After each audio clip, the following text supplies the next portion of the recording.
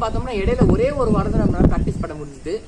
அந்த ஃபுட்டேஜஸ்லாம் நான் அவங்க கிட்ட ஷோ பண்ண முடியாது, ஏன்னா ஷோ பண்ணுறதுக்கும் இல்லை. ஏன்னா அது ப்ரைவேட்டில் போடும்போது என்ன ஆயிடுச்சுன்னா கரெக்ட் ஆயிடுச்சு.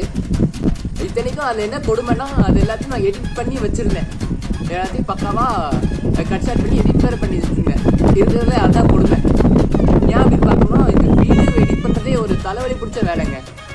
ஏன் அப்படி பார்த்தோம்னா உங்களுக்கே தெரியும், ஃபோனில் வந்து ஸ்க்ரீன் ரெக்கார்ட் மாதிரி போட்டு பின்னாடி வாய்ஸ் ரெக்கார்டர் ஆன் பண்ணி விட்டுருவேன். ஸோ வந்து எடிட் பண்ணுறப்போ அது ரெண்டுத்தையும் வெர்ஜ் பண்ணணும்.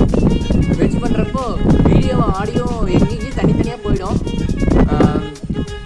ஸோ வந்து அது எடிட் பண்ணுறது ரொம்ப தலைவலி பிடிச்ச வேலை.